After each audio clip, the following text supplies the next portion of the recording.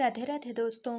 कैसे हैं आप सब। आज की कहानी है देवर जी, आपकी पत्नी भी इस घर की बहू है।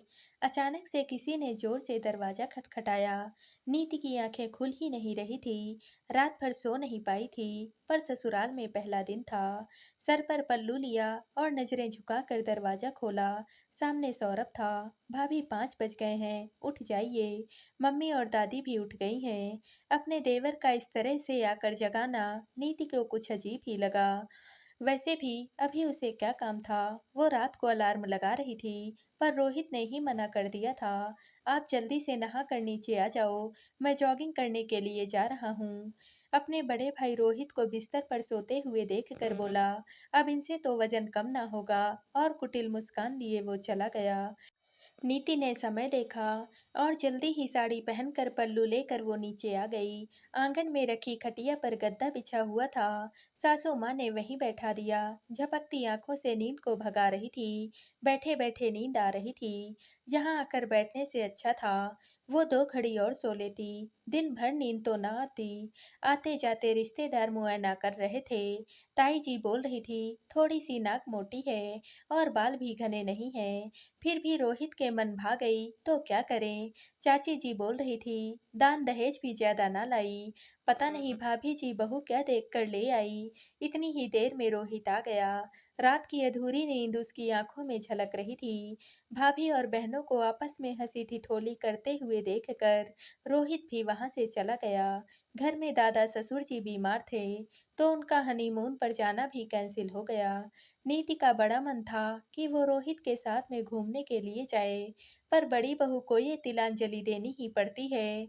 कुछ ही दिनों में नीति ने रसोई संभाल ली। देवर सौरभ हर बात में टोका टाकी करता था। घर में ननंद नहीं थी, इसलिए वो ननंद की भूमिका बड़े ही दिल से निभा रहा था। नीति के खाने में मीन मेख निकालता था। नीति जरा सा भी आराम कर लेती तो दादी के कान भर देता। शादी के 6 महीने बाद दादा ससुर की मृत्यु हो गई। नीति भी मन ही मन सोच रही थी कि काश वो भी हनीमून पर तो चले जाते। रोहित का जन्मदिन आ रहा था। नीति रोहित को उपहार देना चाहती थी। उसने सौरभ को उसे बाजार ले जाने को कहा। सौरभ उसे बाजार ले गया। वहां जैसे ही नीति ने रोहित के लिए कुर्ता पजामा लिया, तो सौरभ ने टोक दिया, भाभी आप अपनी ही मनमर्जी से शॉपिंग कर रहे हो। आपने मम्मी और पापा से पूछा कि रोहित भैया के लिए उपहार ले रही हो, वो भी इतना महंगा। अब आपको हर काम मम्मी और पापा से पूछ करके ही करना चाहिए। नीति स्तब्ध रह गई, क्योंकि सौरभ को तो पता था कि वो उपहार लेने के लिए ही आई है। घर जाकर बड़ा तमाशा खड़ा हो गया। आंसुओं के कड़वे कड़वे घूंट पीकर नीति रसोई के काम में लग गई। रोहित को उसने रात को ही उपहार दे दिया। रोहित से सौरभ 4 साल छोटा था, पर बड़ा ही चालाक किस्म का था। भाभी की हर गतिविधि पर नजर रखता था। नीति के ताऊ जी उसी शहर में रहते थे। एक दिन उन्होंने नीति और रोहित को दिन में खाने पर बुलाया। नीति जब शाम को लौट कर आई तो सौरभ बोल पड़ा, क्या भाभी थोड़ा जल्दी आते, आपके रहते हुए मम्मी को खाना बनाना पड़ रहा है। नीति ने कपड़े भी नहीं बदले और रसोई में लग गई। सासू माँ भी नाराज ही लग रही थी। पता नहीं मायके गई हुई बहू से ये ससुराल वाले नाराज क्यों रहते हैं। बहू के जाते ही इनका चेहरा गुस्से से भर जाता है। एक दिन नीति अपनी सहेली के घर गई थी। वहां उसने जीन्स पहनकर कुछ फोटो खिंचवा ली। सौरभ ने भाभी से मोबाइल लेकर सारी की सारी फोटो अपनी मम्मी को दिखा दी। नीति को बहुत कुछ सुनना पड़ा था। घर में तूफान आ गया। नीति सौरभ की बातों, तानों और हरकतों से परेशान हो चुकी थी, पर वह क्या करती। रोहित बहुत ही सीधे थे और सौरभ अपने भाई को एक सेकंड में चुप कर देता था। दादी कभी कभी सौरभ को डांट भी देती थी कि नीति तेरी भाभी है, पर सासू माँ कुछ ना कहती। सौरभ वैसे भी उनका लाडला था। नीति अब गर्भवती हो गई थी। ऐसे में जी भी कच्चा रहता है और काम करने की भी इच्छा नहीं रहती है। पर सौरभ की यही कोशिश रहती थी कि भाभी ही काम करें, मम्मी रसोई में पैर भी ना धरें। 9वें महीने नीति ने प्यारी सी बेटी को जन्म दिया। अब वो अपनी बच्ची में व्यस्त रहने लगी, पर अपने देवर सौरभ में जरा भी सुधार ना देखकर नीति भी दुखी रहने लगी थी। अपनी माँ को ये बातें बताकर वो परेशान नहीं करना चाहती थी। एक दिन नीति की 6 महीने की बच्ची बाहर खेल रही थी। और नीति रसोई में खाना बना रही थी। अचानक से वो रोने लगी तो नीति उसे दूध पिलाने के लिए बाहर आई तो सौरभ ने झट से गुड़िया को गोदी में उठा लिया। भाभी, अब गुड़िया का बहाना नहीं चलेगा, आप खाना बनाइए। बच्चे तो रोते ही रहते हैं, आप तो गुड़िया को लेकर आराम फरमाएंगी और मम्मी को खाना भी बनाना पड़ेगा। नीति अब कुछ भी ना बोल पाई। उसकी बेटी रोती रही और सौरभ उसे बाहर ले गया। नीति ने जल्दी से हाथ चलाए और रसोई का काम निपटाकर दूध के लिए तड़पती अपनी बच्ची को सीने से लगा लिया। उसने रोहित से भी शिकायत की, पर रोहित बहुत ही सीधे थे और सौरभ हर मामले में रोहित से तेज ही पड़ता था। दुकान का काम भी दिन भर रोहित ही संभालता था। सौरभ को तो घर के कामों में दखल देने से ही नहीं फुर्सत मिलती थी। अब सौरभ के लिए भी लड़की देखी जाने लगी। मौली ब्याह करके घर आ गई। मौली जैसी सुंदर पत्नी पाकर सौरभ बहुत खुश था। पूरे ब्याह में गुड़िया किसी की गोदी में नहीं आई। नीति ने ब्याह का काम भी निपटाया और बच्ची को भी संभाला। शादी के दूसरे दिन 7 बज गए पर मौली कमरे से निकलकर बाहर ना आई। तो नीति ने जोर से दरवाजा खटखटाया तो सौरभ बाहर निकला। भाभी, ये क्या तरीका है? मौली सो रही है, उसे शादी की थकान आ रही है, आप उसकी नींद खराब कर दोगे।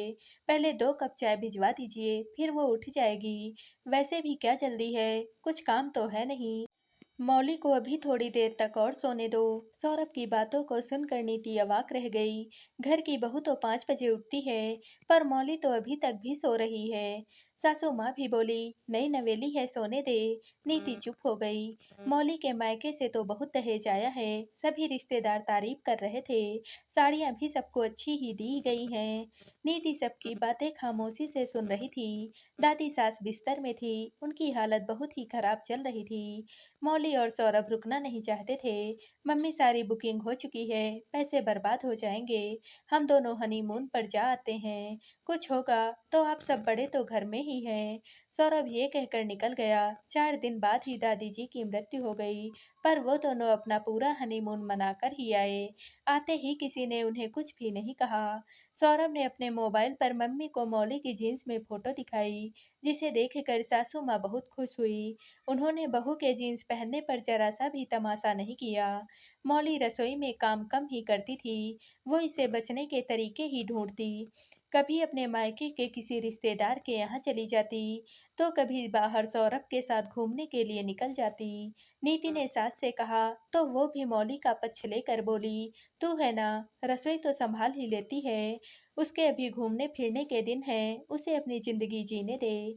एक दिन मौली बाजार से लौटी, उसने एक खूबसूरत महंगी ड्रेस दिखाई। कल इनका जन्मदिन है, इन्हें उपहार में दूंगी।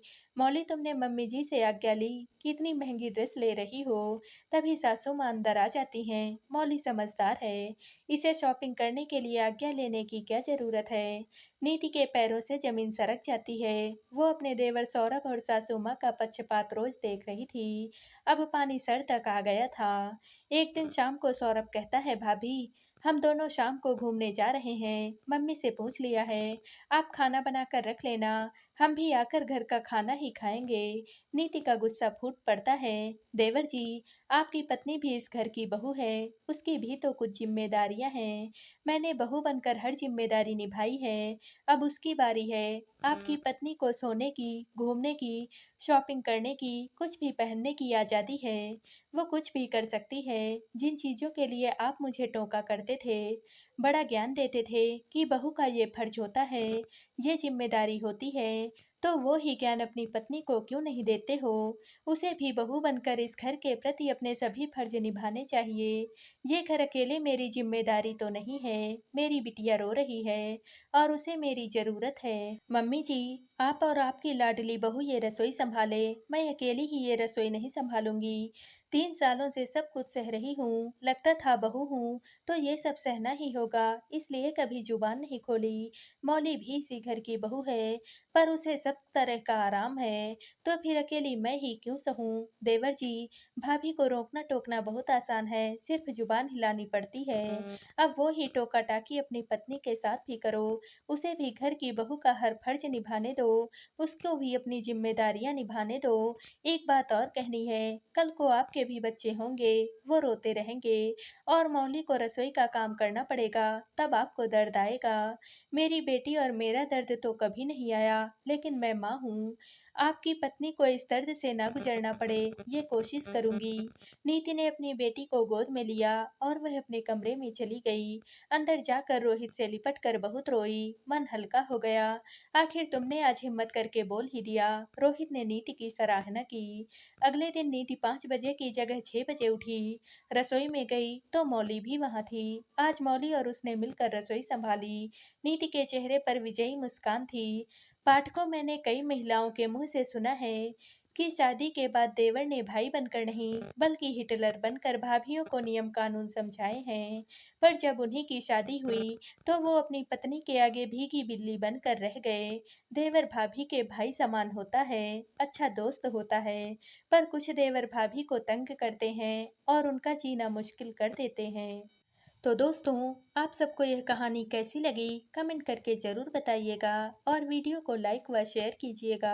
दोस्तों, अगर आप इस चैनल पर नए हैं और अब तक आपने हमारे चैनल को सब्सक्राइब नहीं किया है तो प्लीज़ और कहानियों से जुड़ने के लिए हमारे चैनल को सब्सक्राइब कर लीजिएगा। कल मिलते हैं एक और नई कहानी के साथ। आप सभी का तहे दिल से धन्यवाद।